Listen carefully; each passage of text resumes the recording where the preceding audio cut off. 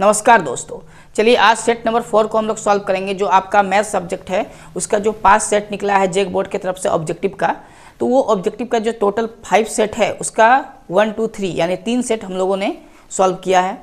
अब आज आपको मैं सेट नंबर 4 को सॉल्व करके दिखाऊंगा। यहाँ आप अच्छे से देखिए, कोई भी कन्फ्यूजन आपका नहीं रहेगा, क्योंकि जो सेट है वो बहुत ही इम्पोर्टेंट है एग्ज़ाम के पॉइंट से। ठीक है, तो देखिए सेट नंबर 4 का पहला क्वेश्चन। तो सेट नंबर 4 का पहला क्वेश्चन है 140 को अभाज्य गुणनखंड के गुणनफल के रूप में लिखा जा सकता है। तो 140 का अभाज्य गुणनखंड लिखना है, अभाज्य गुणनखंड करना है 140 का। तो 140 का हम लोग लॉ से करेंगे गुणनखंड विधि से। तो 2 के पहाड़ा में 14 आएगा, 7 बार में ये 0 यानी 140 आएगा 70 बार में। फिर 2 के टेबल में इसको हम लोग देंगे कितना बार में 35। उसके बाद ये 5 से भागा जाएगा कितने बार में 7 बार में। अब देखिए जो 7 है वो 7 के ही पहाड़ा में आता है, ये अभाज्य संख्या है। आपको अभाज्य गुणनखंड के रूप में बोला था, तो अभाज्य गुणनखंड क्या आया 2 गुना 2 गुना 5 गुना 7। ये किस ऑप्शन में है? Option number C. Question number 1 का आंसर हो जाएगा ऑप्शन नंबर सी। आपका जो क्वेश्चन नंबर 1 है उसका आंसर क्या हो जाएगा? Option number C. ठीक है, देखिए इसी टाइप का एक क्वेश्चन प्रत्येक सेट में आ रहा है, यानी ये नंबर चेंज हो सकता है। 140 के जगह में 120 हो सकता है, 156 हो सकता है। इसका मतलब आपसे एक क्वेश्चन फिक्स है, ऑब्जेक्टिव में पूछेगा अभाज्य गुणनखंड से, बट यहाँ जो भी डिजिट दिया हुआ ये चेंज हो सकता है। ठीक है, जितना भी सेट हम लोगों ने बताया है आपको बहुत अच्छे से उसको सॉल्व करना है और सुन के कम से कम उसको समझना है। ठीक है, क्या लिखा है 4a प्लस 3 पूछा है। 4a प्लस 3 के रूप का धनात्मक संख्या निम्न में क्या होगा? तो पिछले वाले सेट में भी इसी टाइप का एक क्वेश्चन आया था, और आपको पता होना चाहिए आखिरी वाला जो डिजिट है, जो नंबर है, ये अगर विषम नंबर होगा तो आंसर विषम होगा, अगर ये सम संख्या होगा तो आंसर भी सम होगा। तो ये 3 है, 3 एक विषम संख्या है, इसीलिए ये हो जाएगा ऑप्शन नंबर बी, जिसमें लिखा गया है विषम। ठीक, क्या लिखा गया है? विषम। बस आपको करना कुछ नहीं, आखिरी वाला संख्या देखना है, आखिरी वाला संख्या ही आपको बताएगा आंसर क्या होगा। अगर सम संख्या तो आंसर सम होगा, अगर विषम संख्या तो आंसर विषम होगा। क्लियर है यहाँ तक? चलिए क्वेश्चन नंबर 3 की ओर चलते हैं। क्वेश्चन नंबर 3 में लिखा है कौन संख्या अप्रमेय है? अब देखिए अप्रमेय संख्या क्या होता है? ऐसा संख्या जिसका वर्गमूल पूर्ण रूप से ना हो। वर्गमूल पूर्ण रूप से ना हो तो ऑप्शन नंबर ए में लिखा है √9, इसका वर्गमूल 3 होगा। ऑप्शन नंबर बी में लिखा है √25, इसका भी वर्गमूल 5 होगा। लेकिन ऑप्शन नंबर सी में लिखा है √20, और √20 का पूर्ण वर्गमूल नहीं होता है। हम लोग करके देखते हैं। ये हो गया √20, अगर इसको फैक्टर करेंगे तो क्या आएगा 2 गुना 2 गुना 5, तो इसका पूर्ण रूप से वर्गमूल नहीं होगा, ये आ जाएगा 2√5, क्योंकि रूट के अंदर 2 दूनी 4 का वर्गमूल 2 आया, तो ये 2√5 ये रूट में रह गया। अगर रूट में कोई नंबर रह जाता है, पूर्ण रूप से वर्गमूल नहीं होता है, तो ऐसे नंबर को हम लोग अप्रमेय संख्या कहते हैं। यानी आपका ऑप्शन नंबर सी सही आंसर हो जाएगा √20। बाकी जो ऑप्शन दिया है, जैसा ऑप्शन नंबर डी में है, कितना दिया है √49, इसका वर्गमूल कितना हो जाएगा 7, तो ये एक परमेय संख्या होगा। यहाँ तक क्लियर है? चलिए क्वेश्चन नंबर हम लोग सॉल्व करेंगे 4 को। देखिए क्वेश्चन नंबर 4 में क्या लिखा हुआ है। क्वेश्चन नंबर 4 में लिखा है 8, 9 और 25 का एलसीएम क्या होगा? यानी 8, 9 और 25 का एलसीएम पूछा है। एलसीएम हम लोग फैक्टर से बना सकते हैं, गुणनखंड विधि से बना सकते हैं, लेकिन इसमें कुछ भी ऐसा नंबर नहीं जो तीनों में कॉमन हो। तो तीनों को अगर हम लोग गुना कर दें तो ये डायरेक्ट एलसीएम आ जाएगा। मतलब कहने का है, अगर आप इस तरह तोड़ के भी बनाएं, जैसे कि 2 के पहाड़ा में केवल एक ही नंबर जा रहा है, ये दोनों तो जा नहीं रहा, तो हम लोग को फिर गुणनखंड करने का जरूरत नहीं, तीनों को गुना करेंगे तो एलसीएम आ जाएगा। बात समझ में आया? अगर आपको फैक्टर करना है तो ये क्या होगा 4, ये तो आया नहीं। ठीक, इसी तरह 2 से इसको करेंगे 2 बार में, 9 तो आएगा नहीं 2 से, 25 भी नहीं आएगा, 2 से फिर ये 1 आएगा 9 और ये 25, उसके बाद 3 से 9 आएगा 1 3 25, उसके बाद फिर 3 से अगर चलाएं इसको तो 3 आएगा, 25 तो आएगा नहीं। उसके बाद 5 से 5 टाइम्स, उसके बाद फिर 5 से ये 1 टाइम्स। ठीक है, तो ये पूरा इस तरह अगर इसको फैक्टर किया जाए तो तीनों में देखा जा रहा है ऐसा कोई भी नंबर नहीं है जो तीनों में कुछ ना कुछ कॉमन आए, ऐसा कोई भी नंबर नहीं है। तो बस तीनों को मल्टीप्लाई करेंगे तो हम लोग का एलसीएम निकल जाएगा। अगर फैक्टर करना है तो इस तरह तोड़ के हम लोग निकाल सकते हैं। तो आपको करना क्या है? एलसीएम निकालना है। तो एलसीएम किसका निकालना है? 8 का, 9 का और 25 का, इन तीनों का गुना कर देना है। तीनों का गुना करने पर कितना आ जाएगा, तीनों का गुना कर लेते हैं ना, आ जाएगा 1800। कितना आ जाएगा 1800 गुना करने पर, मतलब इस पूरा को अगर आप गुना करिएगा तो गुना करके कितना आएगा 1800 आ जाएगा। क्लियर है यहाँ तक? ठीक है, तो ऑप्शन किस में है, ये ऑप्शन नंबर बी में है, यानी क्वेश्चन नंबर 4 का आंसर क्या हो जाएगा, बी नंबर 1800। तो ये एलसीएम पूछा गया था। अब डायरेक्ट गुना करें या 2 2 2 3 3 5 5 को गुना करें तो भी यही आएगा। क्लियर है यहाँ तक? चलिए क्वेश्चन नंबर 5, क्वेश्चन नंबर हम लोग किसको देखते हैं, 5 को। देखिए क्वेश्चन नंबर 5 में क्या बोलता है, तो इस टाइप का भी एक क्वेश्चन आता है, px के शून्यंकों की संख्या पूछा है। ये तो आपको चित्र दिख रहा होगा, ठीक है, आपको चित्र दिख रहा होगा। क्वेश्चन में लिखा है y बराबर px का ग्राफ दिया गया है, तो बहुपद px के शून्यंकों की संख्या क्या है। तो अब ग्राफ जो आपका काट रहा, जैसे कि ये x वाला लाइनिंग हो गया, ये y वाला, ठीक है। अब इसमें आपको बता रहा ग्राफ, जैसे ये x डैश हो गया, ये y डैश, इसी प्रकार ये x कहलाता है, ये y, आपको चित्र दिख रहा होगा, और इस तरह ग्राफ काटा गया है। तो px के शून्यंकों की संख्या पूछा है, तो ये जो x वाला लाइन है इस पे ये 2 पॉइंट पे काट रहा है। कितने पॉइंट पे काट रहा है, 2 पॉइंट पे। जितने पॉइंट पे काटेगा उतना आंसर होगा, यानी क्वेश्चन नंबर 5 का आंसर हो जाएगा ऑप्शन नंबर सी, कितना, 2। क्लियर है? तो इस टाइप का हम लोग प्रत्येक सेट में एक क्वेश्चन देख रहे हैं, यानी इस टाइप का आपका एक क्वेश्चन फिक्स है, आना है एग्जाम में। चलिए क्वेश्चन नंबर हम लोग देखेंगे 6 को, ठीक है। क्वेश्चन नंबर 6, क्वेश्चन नंबर 6 में लिखा है द्विघाती बहुपद ax² + bx + c है, तो उनके शून्यंकों का गुणनफल क्या होगा। क्वेश्चन में लिखा है x² + bx + c = नहीं दिया है ना, प्लस c, ठीक है। क्वेश्चन में क्या लिखा हुआ है, ax² + bx + c, ये एक द्विघाती बहुपद है। तो इसमें आपसे पूछा है, बहुपद में जो पूछा है वो शून्यंकों का गुणनफल पूछा है। अच्छा, शून्यंकों का गुणनफल क्या होता है, शून्यंकों का योगफल। तो इसमें 2 चीज निकलता है, एक शून्यंकों का गुणनफल, एक शून्यंकों का योगफल। तो हम लोग का आंसर क्या हो जाएगा, आंसर हो जाएगा ऑप्शन नंबर सी। क्लियर है यहाँ तक? क्वेश्चन नंबर 7, क्वेश्चन नंबर 7 में लिखा हुआ है यदि द्विघातीय बहुपद के शून्यंकों का योग 0 है, द्विघातीय बहुपद का शून्यंकों का योग दिया, यानी अल्फा प्लस बीटा, इसी को शून्यंकों का योग बोलते हैं, और शून्यंकों का योग कितना दिया हुआ क्वेश्चन में, 0।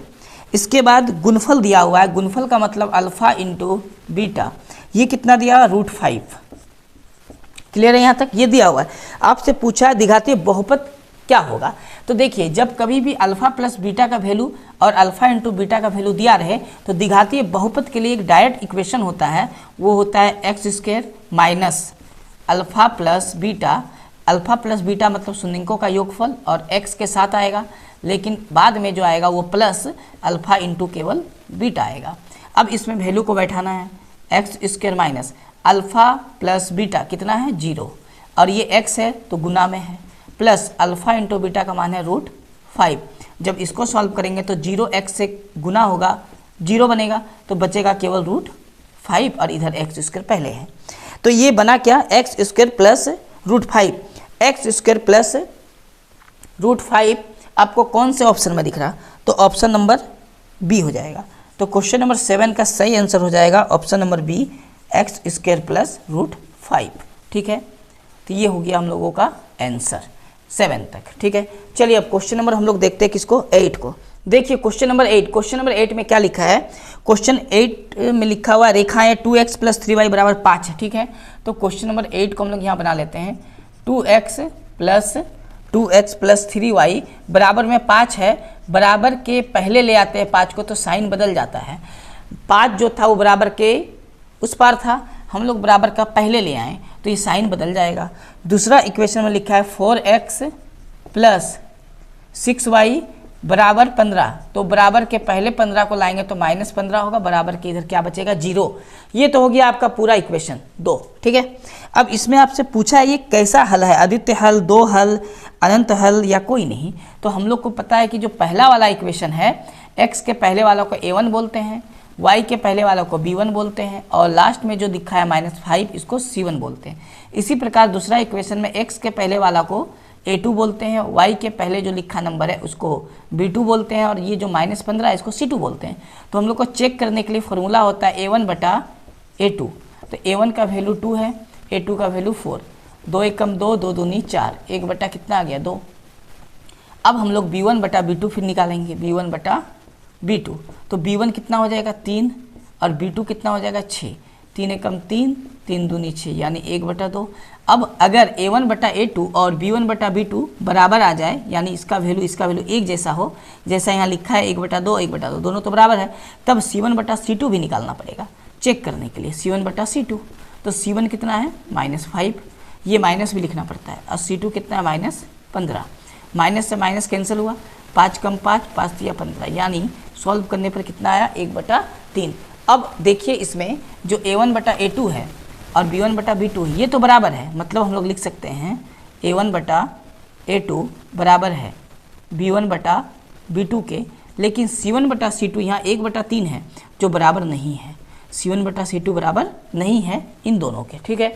अगर ऐसा इक्वेशन आ जाए, अगर ऐसा आ जाए तो हम लोग का कोई हल नहीं होता है, इस केस में क्या होता है कोई भी हल नहीं होता है। तो क्वेश्चन नंबर 8 का आंसर क्या होगा, कोई हल नहीं है, यानी ऑप्शन नंबर डी इसका सही आंसर हो जाएगा, कोई हल नहीं है, ठीक है, कोई हल नहीं है, ये आंसर हो गया। यानी क्वेश्चन नंबर 8 का सही आंसर क्या हो जाएगा, ऑप्शन नंबर डी, कोई हल नहीं होगा। क्लियर है यहाँ तक? चलिए, तो क्वेश्चन नंबर 8 तक हम लोग का कंप्लीट हो चुका। अब क्वेश्चन नंबर हम लोग 9 को सॉल्व करेंगे। क्लियर है? क्वेश्चन नंबर 9, क्वेश्चन नंबर 9 में लिखा है समीकरण युग्म x प्लस वाई बराबर 9 और x माइनस वाई का हल, x माइनस वाई का वैल्यू ही नहीं दिया है, यानी फिर से क्वेश्चन नंबर 9 का थोड़ा सा मिस्टेक है, थोड़ा सा मिसप्रिंट है, हम इस मिसप्रिंट को ठीक करते हैं। देखिए, आपको क्वेश्चन में लिखा हुआ पहले मिलेगा x plus y equal to 9, इसके बाद लिखा है x माइनस वाई, कुछ नहीं है ना x माइनस वाई के बाद, तो आप क्वेश्चन में लिख लीजिए x माइनस वाई के बाद 1 होना चाहिए। ये 1 छूट चुका है क्वेश्चन में, मिस प्रिंट हो गया, ठीक है, हम लोग ठीक कर लेते हैं। तो x माइनस वाई बराबर आपको क्या लिखना है 1, ये सही क्वेश्चन होगा। अब इसको सॉल्व करना है, x और y का वैल्यू बताना है। तो देखिए, ये y प्लस में, ये y माइनस में, तो ये दोनों कैंसिल होगा। x कितना हो जाएगा 2x, जोड़ने पर 9 और 1 कितना हो जाएगा 10। अब ये 10 इधर है, 2 के पहाड़ा में ये आएगा कितना बार में 5, यानी x का वैल्यू कितना आ गया 5। x का वैल्यू आप x प्लस 1 बराबर जो 9 है ना, यहाँ x का वैल्यू बैठाइए, तो जब x का वैल्यू यहाँ बैठाएंगे तो x आएगा प्लस y आएगा इक्वल टू 9, 5 को इधर ले जाएंगे तो 5 आएगा 9 से माइनस होके, जब 5 को इधर ले जाएंगे तो 9 माइनस 5 आएगा, यानी कितना आएगा y का मान 4। अब देखिए x का मान कितना आया 5, y का मान कितना आया 4, तो ऐसा ऑप्शन किस में है, ऑप्शन नंबर ए में, यानी सही आंसर होगा ऑप्शन नंबर ए 5,4। तो ये क्वेश्चन में ये बराबर 1 मिस प्रिंट है, छूट गया है लिखने, भूल चुका है, ठीक है, हम लोग ठीक कर लिए। अब क्वेश्चन नंबर 10 में देखिए, इसमें लिखता है समीकरण युग्म 4x, समीकरण युग्म 4x plus P y equal to 8, equal to नहीं है प्लस है, ठीक है, प्लस 8 इक्वल टू कितना है 0, इसके बाद है 2x plus 2y plus 2 equal to 0 के अद्वितीय हल की स्थिति में p का मान बराबर नहीं होगा। आपको समझना है कि अद्वितीय हल कब होता है, अद्वितीय हल को ही बोलते हैं केवल एक हल, जब a1 बटा a2 नॉट इक्वल टू रहे b1 बटा b2 के, तो उसको बोला जाता है अद्वितीय हल है, ठीक है। तब क्वेश्चन में ही बोल चुका है अद्वितीय हल के केस में, तो हम लोग लिखेंगे 4 बटा 2 बराबर नहीं है, ठीक है, p बटा 2 के, क्योंकि अद्वितीय हल के केस में क्या होता है a1 बटा a2 not equal to b1 बटा b2। इसका मतलब a1 का काम x के पहले जो 4 है ये करेगा समीकरण 1 में, ये समीकरण 1 है, ठीक है 4, और दूसरा समीकरण का जो x के पहले उसको बोला जाता है a2, यानी 4 बटा 2, क्योंकि a1 बटा a2 होता है। समीकरण 1 में y के पहले जो भी है उसको b1 बोला जाता है, और समीकरण 2 में जो y के पहले है उसको b2 बोला जाता है, यानी b1 कितना है p और b2 कितना है 2, तो b1 बटा b2 होता है p बटा 2, ये नॉट इक्वल टू रहेगा, ठीक है। अब इसको हम लोग जब सॉल्व करेंगे तो सॉल्व करने पर ये 2 के पहाड़ा में तो कट गया, ठीक है, ये इससे गुना होगा, 2 दूनी 4, यानी p इक्वल टू कितना आ गया 4। अब इक्वल टू नहीं आया, बट यहाँ इक्वल टू कटा हुआ है, यानी p का मान कभी भी 4 नहीं हो सकता है, 4 के अलावा p का मान कुछ भी हो सकता है, आपको ऐसे समझना है। अब क्वेश्चन में यही चीज़ पूछा था कि p का मान बराबर नहीं है, तो p का मान किसके बराबर नहीं है, 4 का। तो ऑप्शन नंबर क्या हो जाएगा क्वेश्चन नंबर 10 का, बी नंबर, क्योंकि बी में ही लिखा गया है 4, यानी p का मान 4 के अलावा कुछ भी हो सकता है, 4 के बराबर नहीं हो सकता है। ये आदित्य हल का एक केस होता है। क्लियर है यहाँ तक? चलिए क्वेश्चन नंबर कहाँ बनेगा, क्वेश्चन नंबर 11। क्वेश्चन नंबर 11 में लिखा है द्विघातीय समीकरण ax plus bx plus c बराबर 0, ठीक है, को हल करने की विधि क्या है। तो इसको 3 विधि से हल कर सकते हैं। देखिए जैसा कि ऑप्शन ए में लिखा है गुणनखंड विधि, इससे भी हल होगा। उसके बाद लिखा है बी नंबर में पूर्ण वर्ग विधि, इससे भी हल होगा।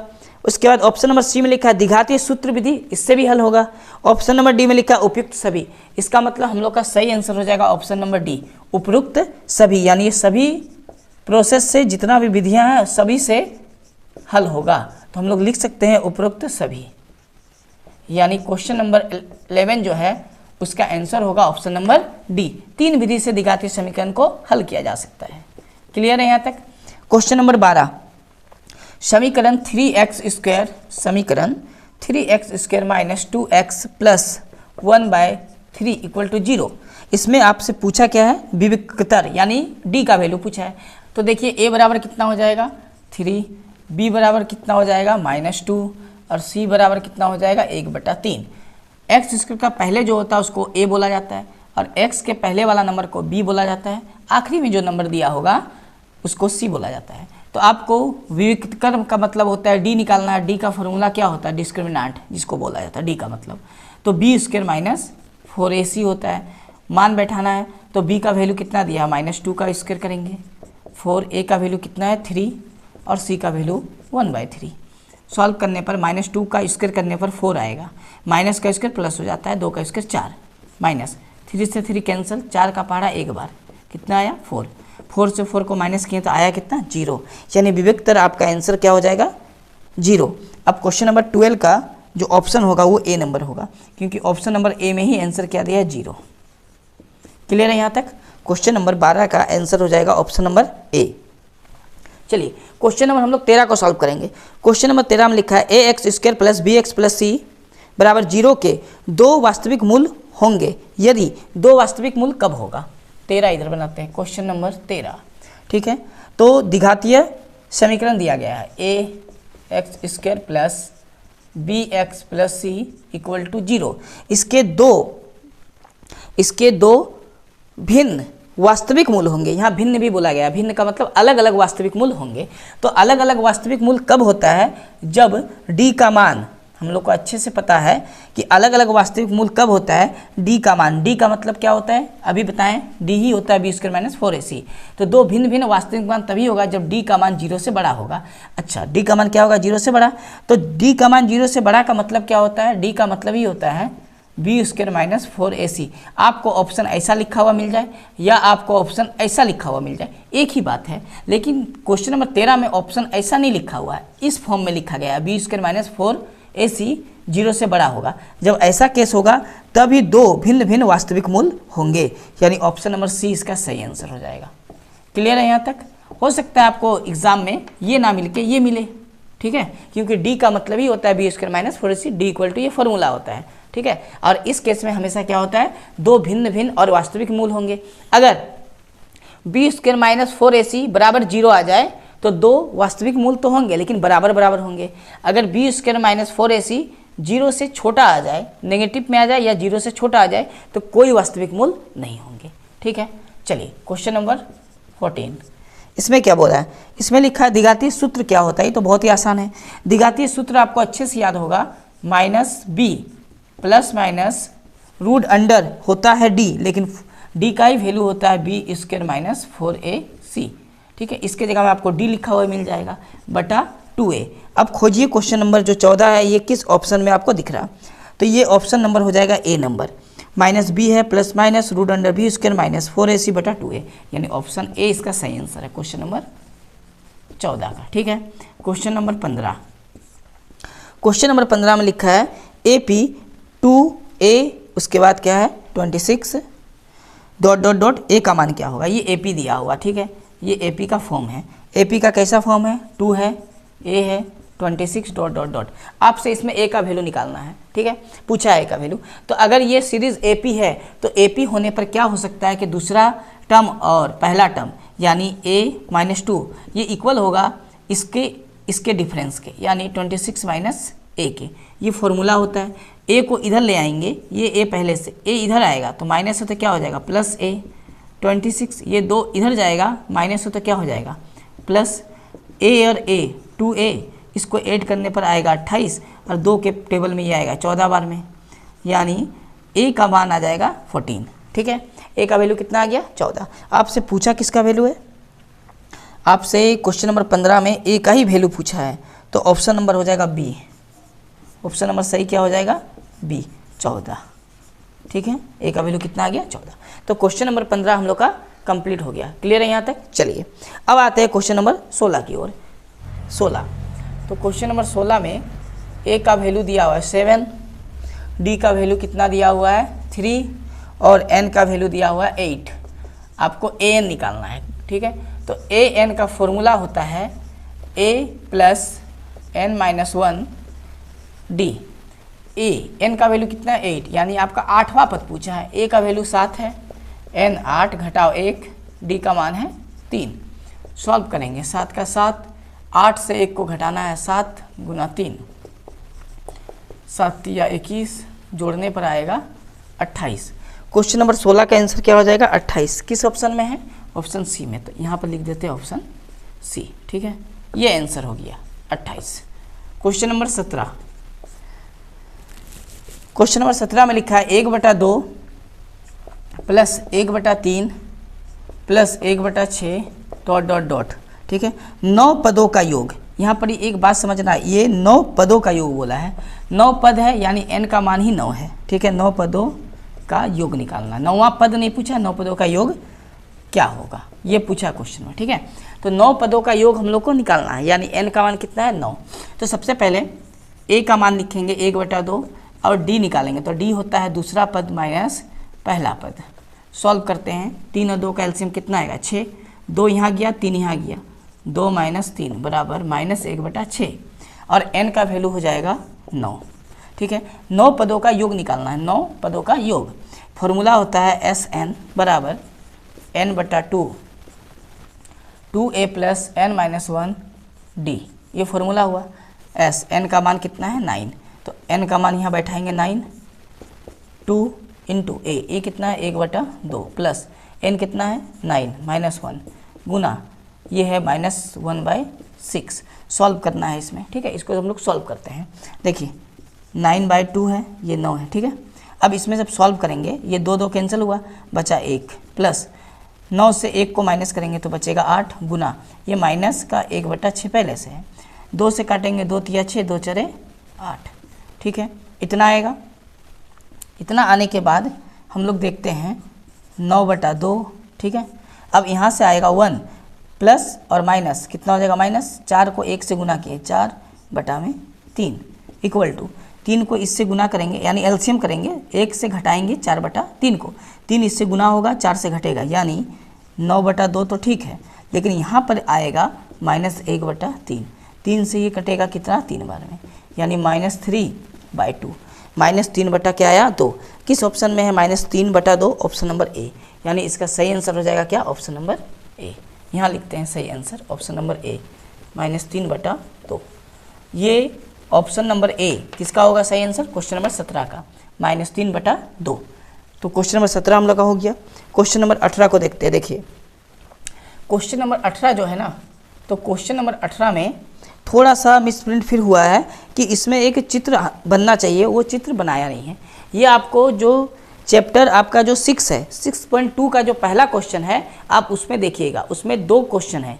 6 पॉइंट एक्सरसाइज आपका जो 6.2 है किताब का, उसका पहला क्वेश्चन में 2 क्वेश्चन है, तो उसमें से जो दूसरा क्वेश्चन है ना ये उसी क्वेश्चन को दिया है।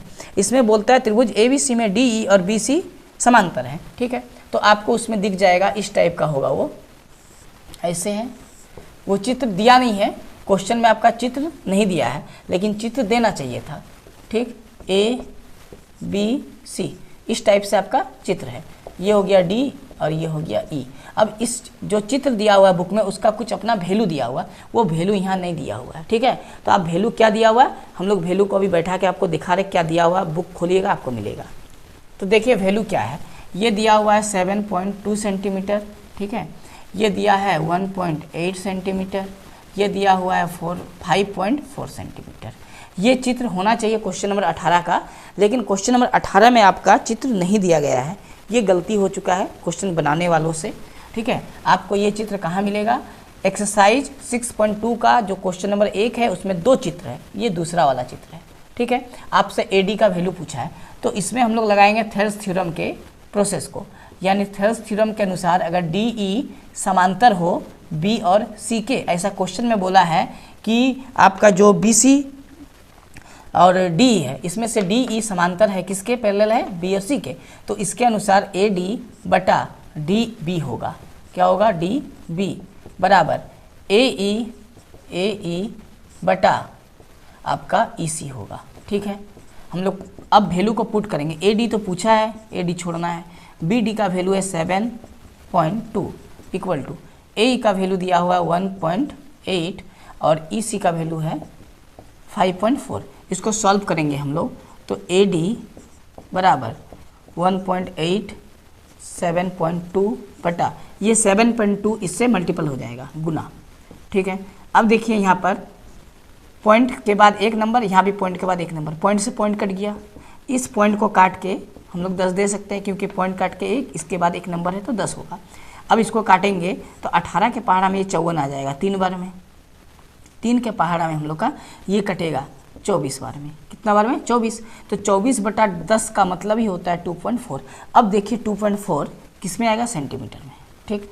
आपको किस ऑप्शन में क्वेश्चन नंबर 18 में 2.4 दिख रहा है, ऑप्शन नंबर बी में, यानी हम लोग का सही आंसर होगा option number B 2.4 centimetre. Clear है यहाँ तक। तो क्वेश्चन नंबर जो 18 था ये क्वेश्चन तो आपका सही था, लेकिन अगर ये वैल्यू अलग से भी दिया रहता ना, ये चित्र में नहीं दिया रहता, वो बोल देता कि डी बी या बी डी इतना है, सी ई इतना है, ए ई इतना है, तो ए डी बताइए, तो वो भी नहीं दिया है, यानी क्वेश्चन थोड़ा सा वो मिसप्रिंट है, ठीक है। आप इसे सॉल्व कर लीजिएगा, बना लीजिएगा। क्लियर है यहाँ तक।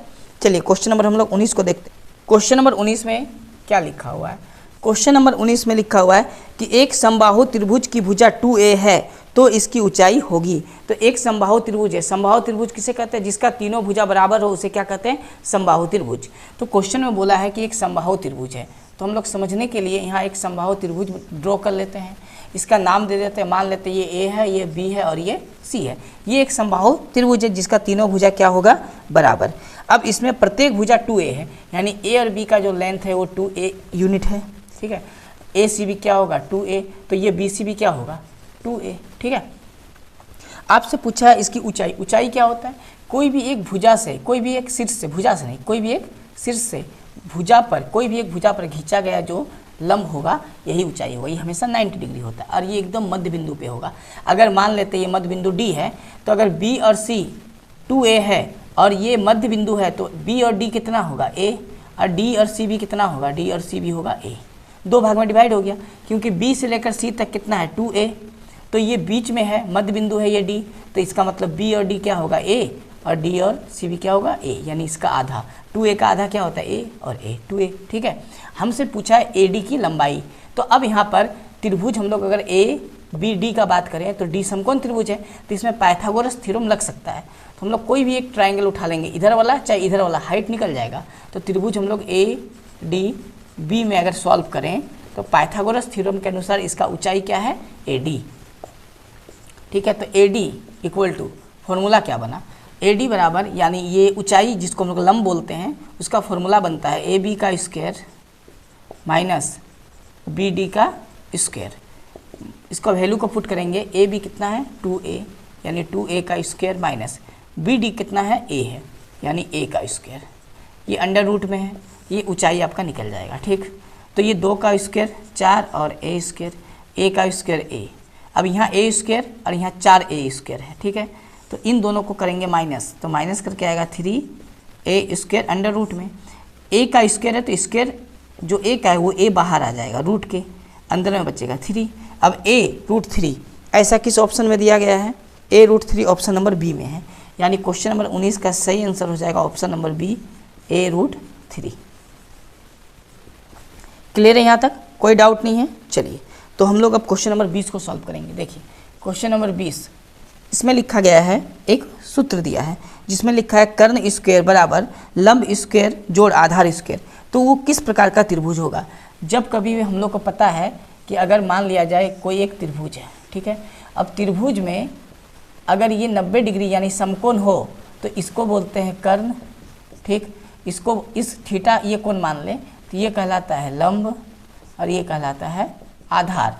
तो इस केस में जब कभी भी समकोण त्रिभुज तभी होता है, समकोण त्रिभुज तभी होता है जब कर्ण का स्क्वायर बराबर होता है लंब स्क्वायर जोड़ आधार स्क्वायर।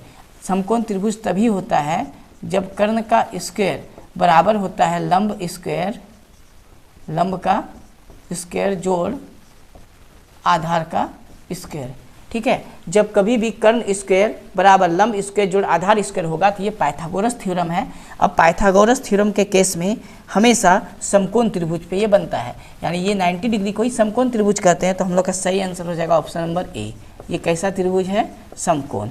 अगर ये त्रिभुज समकोण नहीं होगा तो ये पाइथागोरस थ्योरम नहीं लगेगा। क्लियर है यहाँ तक? तो समकोण त्रिभुज होगा।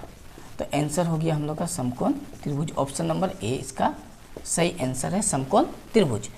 बनाते हैं क्वेश्चन नंबर 21 को। क्वेश्चन नंबर 21 में क्या है? क्वेश्चन नंबर 21 में बोला एक्स अक्ष पर वाई का निर्देशांक हमेशा क्या होता है? एक्स अक्ष पर वाई का निर्देशांक हमेशा 0 होता है और हमेशा क्या होता है? 0। और वाई अक्ष पर एक्स का निर्देशांक भी हमेशा क्या होता है? 0 होता है। क्वेश्चन नंबर 21 का सही आंसर ए नंबर हो जाएगा, ठीक है। क्वेश्चन नंबर 22, इसमें बोला है बिंदु ए और बी को मिलाने वाली रेखाखंड का मध्य बिंदु क्या है? मान लेते हैं ये पॉइंट ए है और ये पॉइंट बी है, ठीक है। पॉइंट जो ए है इसका एक वैल्यू दिया हुआ है और वो वैल्यू क्या दिया हुआ है? 2, -4। और बी जो है इसका वैल्यू दिया है 4, -2। इन दोनों को मिलाने वाला एक मीट पॉइंट होगा जिसे मध्य बिंदु बोलता है। इस मध्य बिंदु का पॉइंट क्या होगा वो बोला है। मान लेते हैं इस मध्य बिंदु का पॉइंट x, y है। इस केस में ये वाला पहला जो ए पॉइंट है इसको x1 और इसको y1 कहते हैं। इसी तरह पॉइंट बी में इसको हम लोग x2 और इसको y2 कहते हैं। आपसे मध्य बिंदु पूछा है क्या होगा, यानी x y पूछा है, तो मध्य बिंदु का फॉर्मूला क्या होता है? x, y का वैल्यू अगर निकालना हो तो फॉर्मूला होता है x1 + x2/2, y1 + y2/2। इस फॉर्मूला में हम लोग वैल्यू बैठा देंगे। x1 यहाँ 2 है और x2 यहाँ कितना है? 4, ठीक है, बटा कितना है? 2। y1 का वैल्यू कितना है? -4 और y2 का वैल्यू क्या है? -2/2। सॉल्व करेंगे, 2 + 4 कितना होगा? 6/2। इसको भी जोड़ेंगे लेकिन माइनस में आएगा।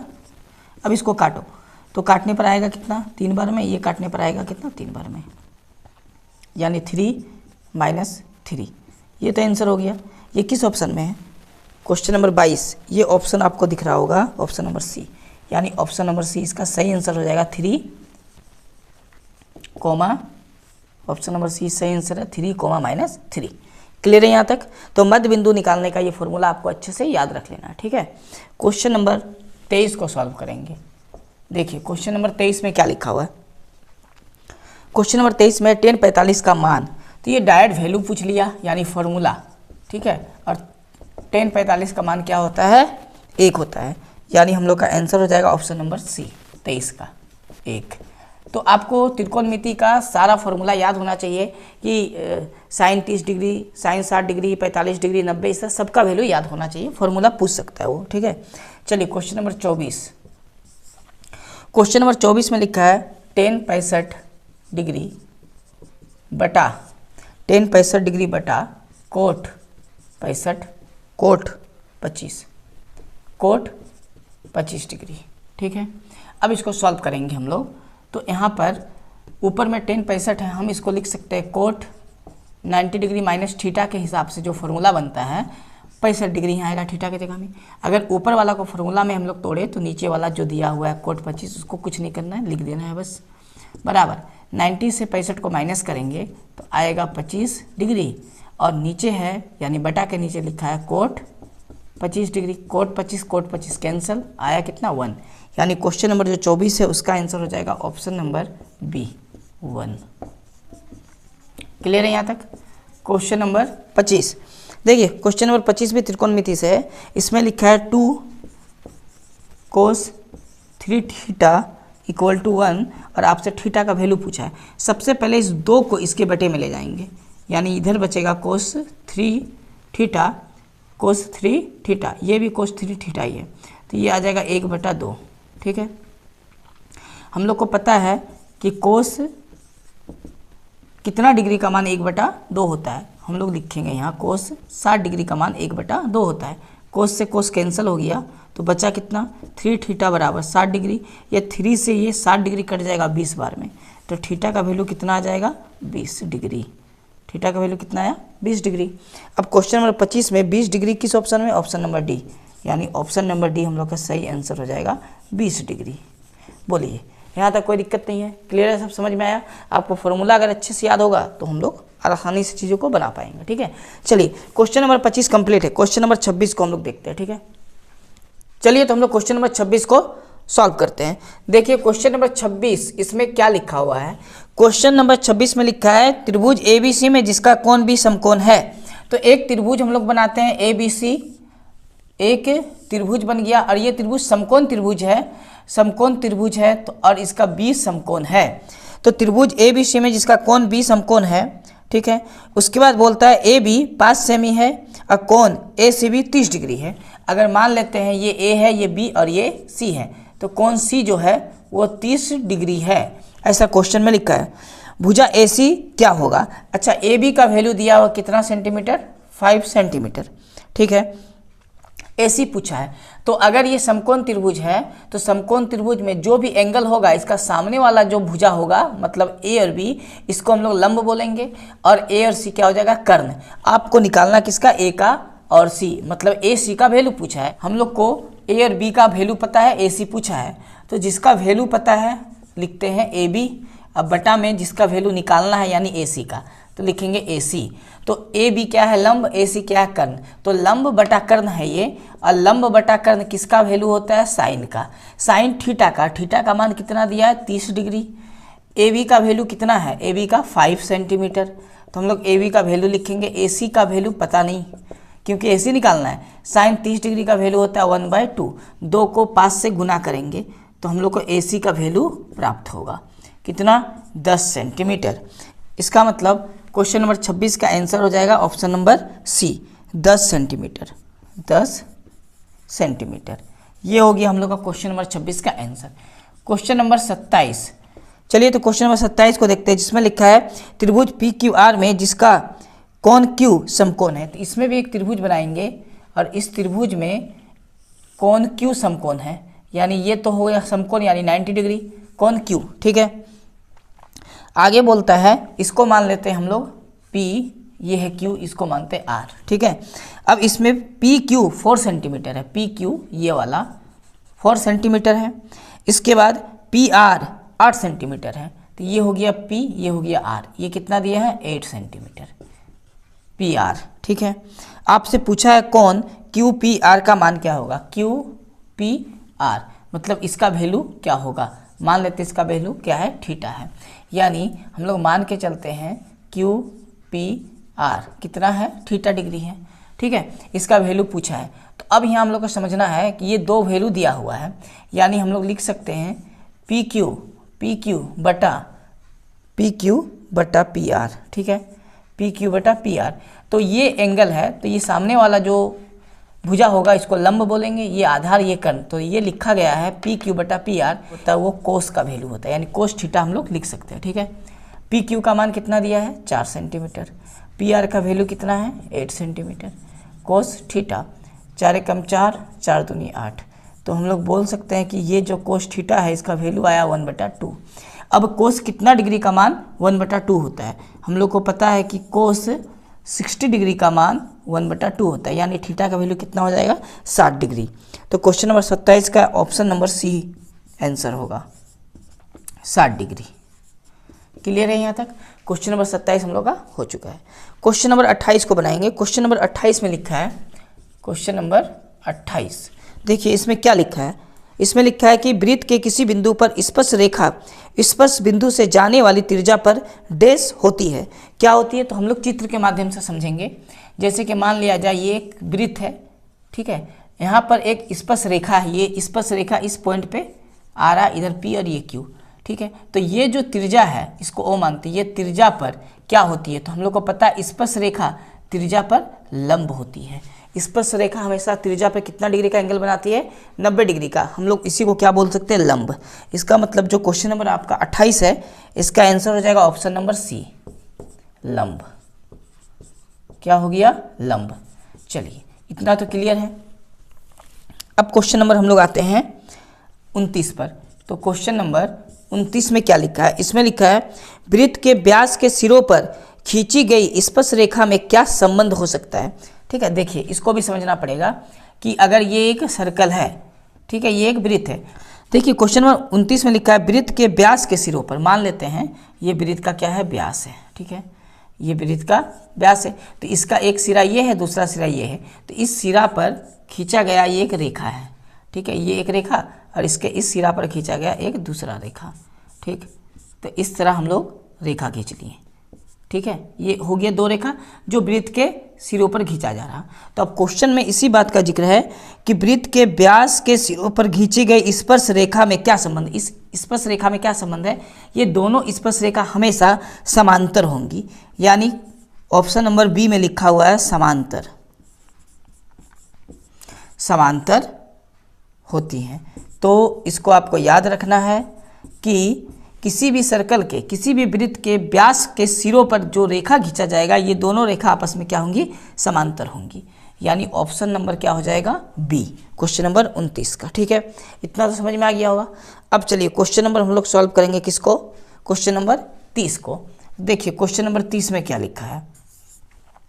क्वेश्चन नंबर 30 में दिया हुआ है एक चित्र, आपको दिख रहा होगा, ये एक चित्र दिया हुआ है, ये हो गया स्पर्श रेखा, स्पर्श रेखा से केंद्र तक की दूरी PO, और ये हो गया A, ये हमेशा राइट एंगल बनता है 90 डिग्री का, ठीक है। और इसमें आपको OP का वैल्यू दिया हुआ है कितना, 5 सेंटीमीटर, और PA का मान दिया हुआ है 4 सेंटीमीटर।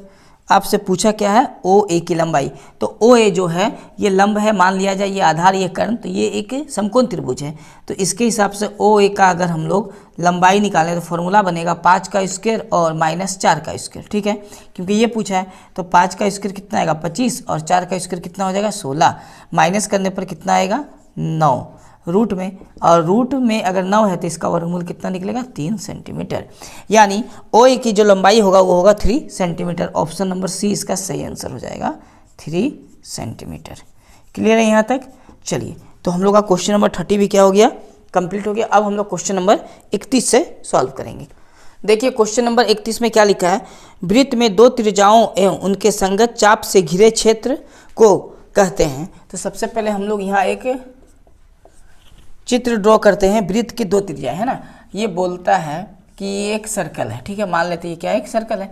सर्कल ये O इसका केंद्र है, इसका दो त्रिज्या से घिरा क्षेत्र, यानी ये एक त्रिज्या है और ये एक दूसरा त्रिज्या है। तो ये त्रिज्या से जो एरिया है, मतलब ये वाला आपका जो ये वाला छायांकित भाग है, इस भाग का जो नाम वो पूछा है ये वाला, मान लेते ये A है, ये B है, बीच में एक पॉइंट P है, ठीक है, इस तरह से मान लेते हैं। तो बोला वृत्त में दो त्रिज्याओं एवं उनके संगत चाप, ये A से लेकर P तक जो है इसको बोलते हैं संगत चाप, ठीक है। संगत चाप से घिरे क्षेत्र को क्या कहते हैं, तो इस क्षेत्र को, यानी O, A, P, B और O, ये जो क्षेत्र है छायांकित भाग जो है इसको हम लोग त्रिज्याखंड बोलते हैं, यानी इसका आंसर हो जाएगा ऑप्शन नंबर बी, त्रिज्याखंड। क्लियर है यहाँ तक। तो इस भाग को हम लोग क्या बोलते हैं, त्रिज्याखंड। तो आंसर हो जाएगा ऑप्शन नंबर बी, त्रिज्याखंड कहा जाता है। Question number 32। देखिए क्वेश्चन नंबर 32 में लिखा है एक घड़ी की मिनट की सुई द्वारा 5 मिनट में बनाया गया कोण क्या होगा। तो हम लोग को पता है कि 60 मिनट में, ठीक है, 60 मिनट में घड़ी के द्वारा बनाया गया कोण होता है 360 डिग्री। ये मिनट की सुई का बात कर रहे हैं, ठीक है, क्योंकि क्वेश्चन में मिनट की सुई है। तो 60 मिनट में कितना डिग्री बनाएगा, 360 डिग्री। तो बताइए 1 मिनट में कितना डिग्री बनाएगा। जब 1 मिनट की सुई घूमेगा तो 360 डिग्री बटा 60, इसको इससे 6 बार में कितना डिग्री, 6 डिग्री। यानी मिनट की सुई 1 मिनट में 6 डिग्री अगर घूमती है तो 5 मिनट में ये पूछा है कितना डिग्री का कोण बनाएगी। तो 5 मिनट में 6 गुना 5 बराबर 30 डिग्री का कोण बनाएगी। बात समझ में आ गया। तो क्वेश्चन नंबर 32 का आंसर हो गया ऑप्शन नंबर ए, 30 डिग्री। तो मिनट की सुई 5 मिनट में 30 डिग्री का एंगल बनाएगी। ठीक है। Question number 33। क्वेश्चन नंबर 33 में लिखा है कि दो वृत्तों की त्रिज्याएं क्रमशः 19 सेंटीमीटर और 9 सेंटीमीटर है। उस वृत्त की त्रिज्या क्या होगी जिसकी परिधि इन दोनों वृत्तों की परिधियों के योग के बराबर है। तो मान लेते हैं परिधि, तो जिस वृत्त का परिधि निकालना है उसका त्रिज्या मान लेते हैं r है। ठीक है। तो फॉर्मूला बन जाएगा 2 पाई, और जिसका निकालना है उसको r मान लिए, तो 2 पाई r हो गया बराबर जो पहला वाला वृत्त है उसका परिमाप मान लेते हैं 2 पाई 19 का इसके नहीं 19, ठीक है, गुना में प्लस 2 पाई और कितना दिया हुआ है 9, ये मान लिए। अब देखिए यहाँ पर 2 पाई r है, r का मान निकालना है तो 2 पाई है ना। तो यहाँ से हम लोग अगर देखें तो 19 दूनी कितना हो जाएगा 38 पाई, ठीक। और यहाँ से कितना आ जाएगा, तो यहाँ से आ जाएगा 9 दूनी 18 पाई। अब दोनों को अगर जोड़ दिया जाए तो 8 8 16, हाथ में 1 3 4 1 56 पाई, ठीक है। और यहाँ है 2 पाई r, हमको r का मान निकालना है 56 पाई बटा 2 पाई। तो पाई से पाई कटा, 2 से इसको काट देंगे 28 बार में, तो कितना आ गया r का मान 28। ठीक है। अब देखते हैं हम लोग का ऑप्शन नंबर बी में दिया हुआ है 28, यानी ये r का मान 28 सेंटीमीटर। तो हम लोग लिख सकते हैं ऑप्शन नंबर बी को कि r का मान कितना सेंटीमीटर आएगा 28 सेंटीमीटर। ठीक है। बात समझ में आ गया यहाँ तक। मतलब वो 2 सर्कल था, ठीक है, 2 सर्कल में एक सर्कल का त्रिज्या 19 सेंटीमीटर था, दूसरे सर्कल का त्रिज्या 9 सेंटीमीटर था। ठीक। दोनों सर्कल को, वो जो दोनों सर्कल था, दोनों सर्कल को हम लोग क्या किए, उसके परिमाप को जोड़ दिए। अगर उसके परिमाप को जोड़ के एक बड़ा सर्कल बनाया जाए तो उस बड़े सर्कल का त्रिज्या क्या होगा, ये क्वेश्चन बोला था। ठीक है। चलिए, तो क्वेश्चन नंबर हम लोग 34 को देखते हैं। तो क्वेश्चन नंबर 34 में लिखा है r त्रिज्या वाले अर्धगोले का आयतन क्या होगा। तो अर्धगोले का आयतन होता है 2/3 पाई r क्यूब। अर्धगोले का आयतन होता है 2/3 पाई r cube. Option number A इसका सही आंसर होगा। ठीक है। क्वेश्चन नंबर 35 में है एक शंकु की ऊंचाई 12 सेंटीमीटर है, यानी शंकु है, ऊंचाई कितना है 12 सेंटीमीटर। इसका व्यास दिया हुआ, व्यास को क्या बोलते हैं, डी। कितना दिया हुआ व्यास 10 सेंटीमीटर। अगर व्यास 10 सेंटीमीटर होगा तो त्रिज्या कितना होगा, त्रिज्या होता है d/2 और d का मान 10 है, 2 भागा लगा के कितना आएगा 5 सेंटीमीटर, 5 बार में ये कटेगा, है ना। तो त्रिज्या हो गया 5 सेंटीमीटर। शंकु की तिर्यक ऊंचाई क्या होगी, तिर्यक ऊंचाई का मतलब l, और l का फॉर्मूला होता है h² जोड़ r²। चूँकि h का मान कितना है 12, तो 12 का जब स्क्वायर करेंगे तो 144, r का मान कितना है 5, और यहाँ r का स्क्वायर है तो 5 का स्क्वायर करेंगे तो 25। अब दोनों को जोड़ते हैं तो दोनों को जोड़ के कितना आएगा 169। ठीक है। 169 का इसका वर्गमूल कितना होता है 13, यानी जो तिर्यक ऊंचाई होगी वो कितना होगा 13। ऑप्शन नंबर ए 13 सेंटीमीटर, ये इसका हो गया आंसर क्वेश्चन नंबर 35 का। क्लियर है यहाँ तक। Question number 36। क्वेश्चन नंबर 36 में लिखा है यदि घन की एक भुजा 8 सेंटीमीटर हो तो विकर्ण की लंबाई क्या होगी। तो जो घन होता है वो घन का विकर्ण की लंबाई होता है √3 गुना भुजा। क्या होता है, जो घन का विकर्ण होता है उसका फॉर्मूला होता है √3 गुना भुजा, और भुजा की लंबाई कितना दिया हुआ है a। भुजा की लंबाई कितना है a, तो आंसर ये वाला हो जाएगा √3a। Option number B, option number क्या हो जाएगा बी, ये इसका हो गया आंसर। ठीक है यहाँ तक। चलिए, तो अब आते हैं क्वेश्चन नंबर हम लोग 37 में। क्वेश्चन नंबर 37 में लिखा है 3 गुना माध्यक। 3 गुना आपको फॉर्मूला ये पहले ही सेट या दूसरे सेट में भी आया था, लिखवा चुके हैं। 3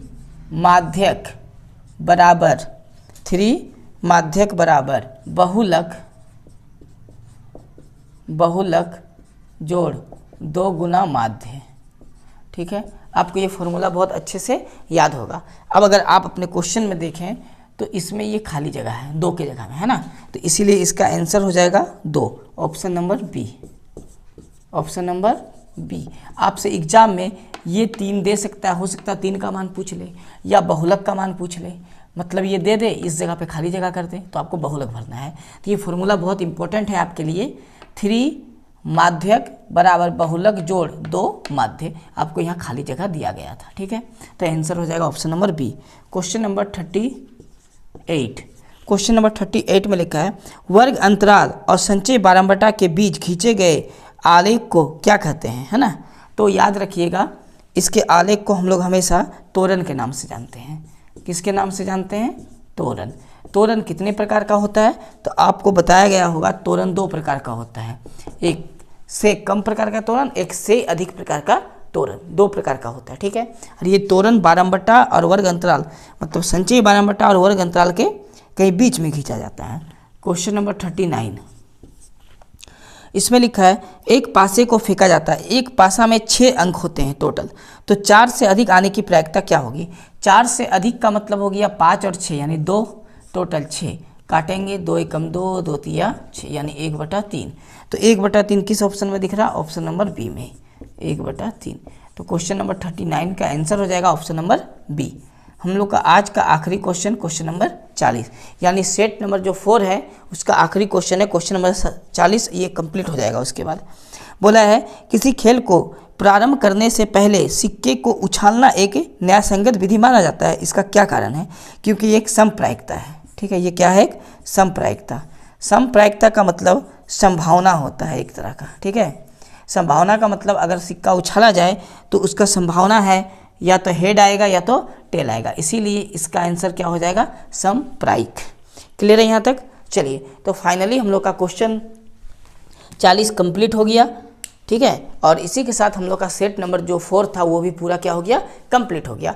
और इसके बाद ऑब्जेक्टिव का केवल एक सेट बचा है, सेट नंबर 5, उसको भी हम लोग सॉल्व करेंगे। जितना भी आपको सेट बताया जा रहा है, सभी सेट के जितने भी क्वेश्चन हैं, सभी क्वेश्चन को अच्छे से आपको समझ के सॉल्व करके एग्जाम में जाना है, क्योंकि इससे रिलेटेड क्वेश्चन बहुत आ सकता है, इसी से रिलेटेड या इसी से क्वेश्चन आने का संभावना है, ठीक है। हम लोग का जब ऑब्जेक्टिव टाइप का क्वेश्चन पूरा कंप्लीट हो जाएगा, फिर हम लोग सब्जेक्टिव जो बनाना है मैथ का उसको सॉल्व करेंगे, ठीक है। चलिए, तो आप वीडियो को लाइक कर दीजिएगा अगर आपको वीडियो अच्छा लग रहा और आपके काम का है तो, ठीक है। चलिए दोस्तों, तो मिलते हैं हम लोग नेक्स्ट वीडियो में सेट नंबर 5 के साथ। जय हिंद।